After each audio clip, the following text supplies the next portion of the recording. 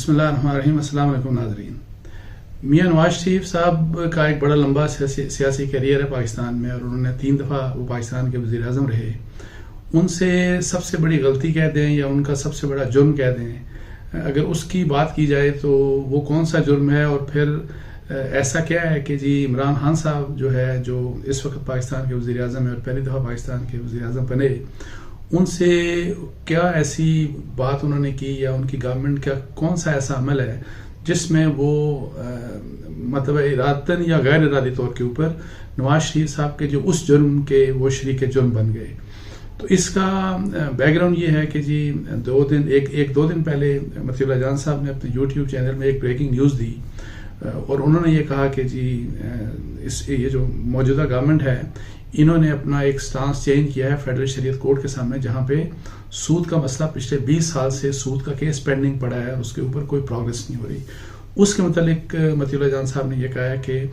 ابھی جو attorney general نے پاکستان کے، انہوں نے وہاں پہ لکھ کے دیا ہے سپریم کورٹ کے سامنے، اور وہ بعد میں وہاں بحث بھی کریں گے کہ یہ کیس فیڈرل شریعت کورٹ نہیں سن سکتی۔ تو اس کے اوپر بعد میں آتے ہیں۔ پہلے تھوڑا سا بیک گراؤنڈ میں آپ کو بتا دوں کہ نواز شریف صاحب کی حکومت تھی، جو پہلی حکومت تھی سینٹر میں،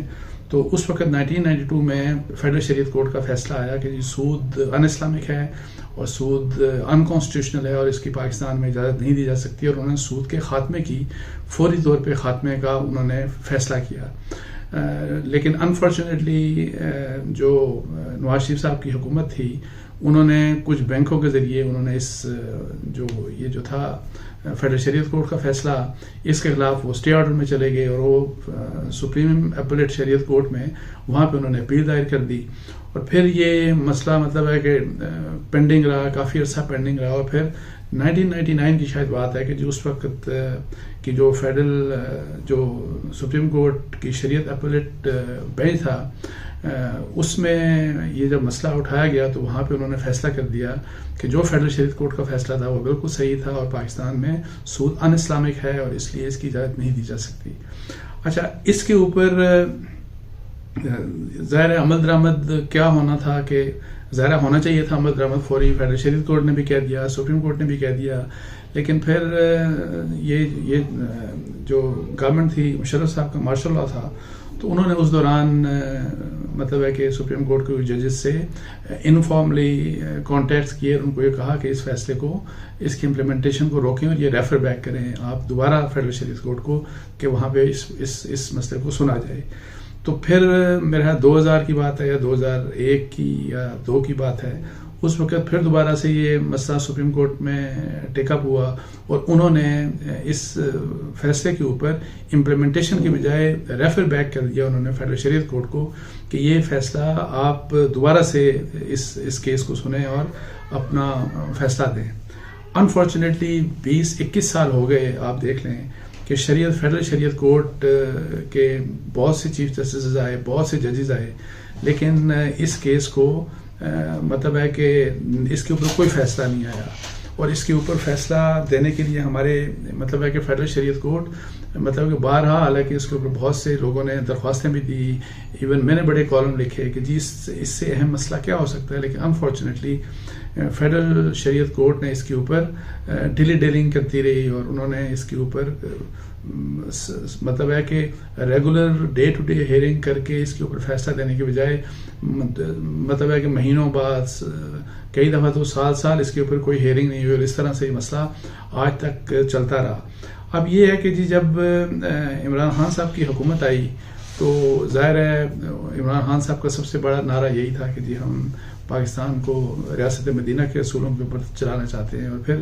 عمران خان صاحب آپ کو یہ بھی بتایا کہ اسلام کے بارے میں، قرآن پاک کے بارے میں بہت حوالے دیتے ہیں، قرآن پاک کی اپنی سپیچز میں، اپنی باتوں میں، اور پھر آپ صلی اللہ علیہ وسلم کی زندگی کی بات کرتے ہیں، آپ صلی اللہ علیہ وسلم کی جو تعلیمات ہیں، سنت رسول صلی اللہ علیہ وسلم کی بہت دفعہ بات کرتے ہیں کہ کس طرح سے وہ ہمارے رول ماڈل ہیں۔ قرآن اور سنہ کی بات کرتے ہیں، جیسے ریاست مدینہ کی بات کرتے ہیں، لیکن انفارچونیٹلی ابھی یہ ہوا کہ اس سے پہلے جب ان کے جو پہلے انور منصور صاحب اٹارنی جنرل تھے، تو انہوں نے جو وہاں پہ اپنی کوئی جو بھی لکھ کے دیا تھا اپلیکیشن وہاں پہ فیڈرل شریعت کورٹ کی سود کے کیس میں دی تھی، تو وہ اس کیس کے ظاہر ہے اس کیس کے اوپر بحث اپنی کنٹریبیوشن لڑنا چاہ رہے تھے، اس کے اوپر جو بھی بات کرنا چاہ رہے تھے. لیکن ابھی جو اٹارنی جنرل انہوں نے کہہ دیا کہ جی فیڈرل شریعت کورٹ تو یہ اس مسئلے کے اوپر فیصلہ کر ہی نہیں سکتی، سن ہی نہیں سکتی، ان کی یہ ڈومین نہیں ہے، ان کی اتھارٹی نہیں ہے. تو اب یہ ہوا کہ اب آپ دیکھیں کہ یہ کتنے افسوس کی بات ہے. سود کے بارے میں قرآن پاک میں، اور اس سے زیادہ عمران خان صاحب چونکہ ظاہر ہے قرآن پاک انہوں نے پڑھا، انہوں نے ترجمے کے ساتھ قرآن پاک کو پڑھا، وہ آپ نے عمران خان صاحب آپ صلی اللہ علیہ وسلم کی زندگی کو پڑھا. قرآن پاک کو اگر آپ پڑھتے ہیں اور آپ نبی کریم صلی اللہ علیہ وسلم کی جو احادیث ہیں ان کا مطالعہ کرتے ہیں تو سود ایک بہت بڑا جرم ہے، ایک بہت بڑا کبیرہ گناہ ہے، اور اسلام نے اس کو بہت سختی سے روکا ہے، اور اس کو اللہ اور اللہ کے رسول صلی اللہ علیہ وسلم کے ساتھ جنگ سے گردانا ہے. اب آپ مجھے یہ بتائیں کہ اتنا بڑا گناہ جس کو اللہ اور اللہ کے رسول صلی اللہ علیہ وسلم کے ساتھ جنگ سے گردانا گیا، اس کا سب سے پہلے اس گناہ کو روکنے کے لیے، یا جو ہمارے جو موجودہ قوانین ہیں ان کی وجہ سے یہ جو ہمارے جو لوگ ہیں جو سود کا کاروبار کر رہے ہیں کسی بھی لحاظ سے، مطلب ہے کہ ایون بینکنگ ہو گئی یا کسی بھی لحاظ سے جو کر رہے ہیں، اب آپ یہ دیکھیں کہ اس سب کے باوجود پہلے نواز شریف صاحب نے اس مطلب ہے کہ اتنے سخت اسلامی احکامات کے باوجود انہوں نے اس چیز کو چیلنج کر دیا سود کے خاتمے کے، کہ سب سے بڑی رکاوٹ نواز شریف صاحب بنے 92 میں، اور وہ آج تک چل رہا ہے. اور پھر آج جب امید تھی کہ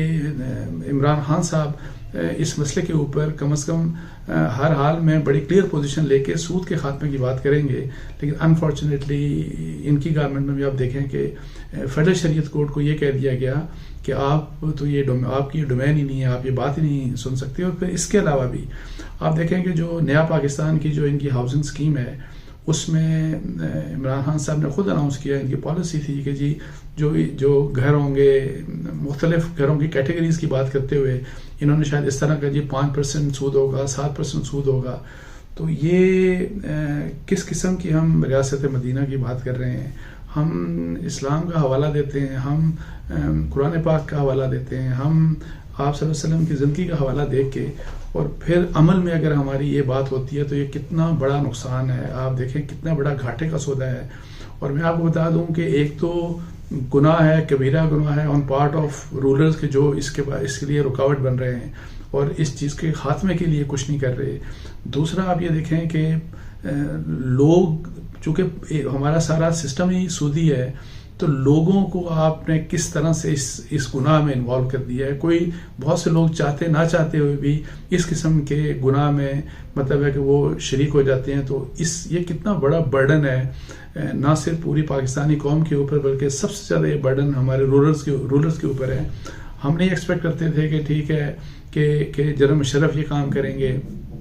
میں ایسی پولیٹیکل پارٹیز جو اپنے آپ کو لیفٹ کی پولیٹیکل پارٹیز کہتی ہیں لائک پیپلز پارٹی، میں نہیں، ان سے بھی مجھے امید نہیں تھی، لیکن انفارچونیٹلی بہت سے لوگوں کو نواز شریف صاحب سے امید تھی لیکن انہوں نے بالکل الٹ کام کر دیا.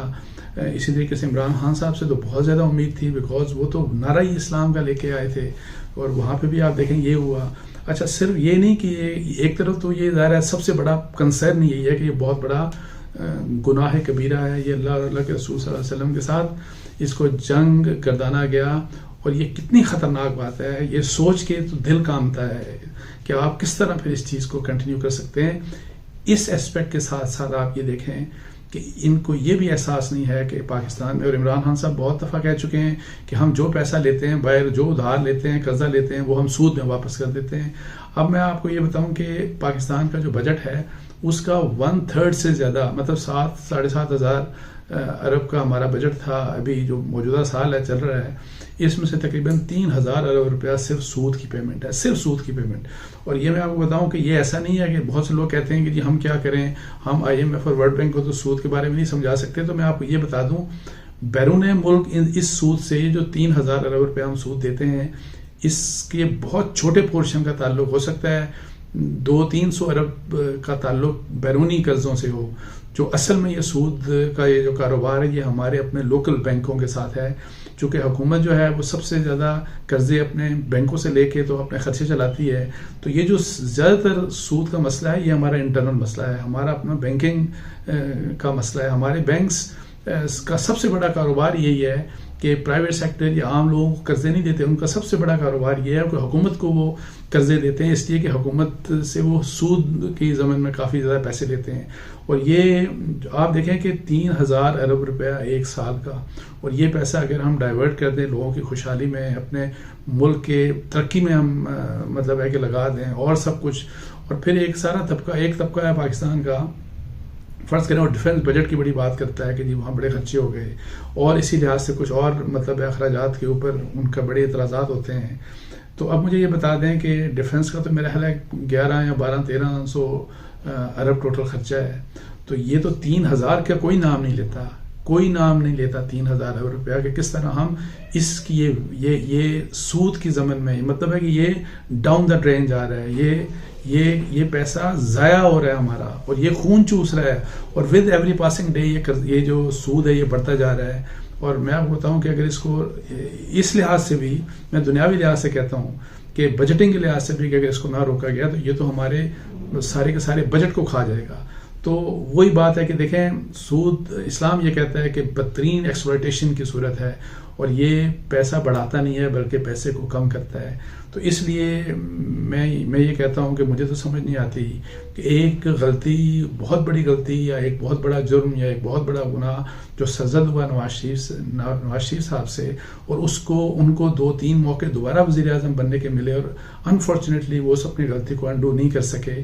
تو اس غلطی کو فردر کرنے کے لیے عمران خان صاحب کو فردر نہیں کرنا چاہیے، اس غلطی کو آگے بڑھانا نہیں چاہیے، اس کو ریورس لگانا چاہیے، اس ملک سے اس سودی نظام کا خاتمہ ہونا چاہیے. تو اس کے ساتھ ہی، اور یہی بات یہ ہمارے دین کی بھی منشا ہے، یہ ہمارے آئین کی بھی منشا ہے. تو اس کے ساتھ ہی مجھے اجازت دیجیے. جزاک اللہ. السلام علیکم ورحمۃ اللہ.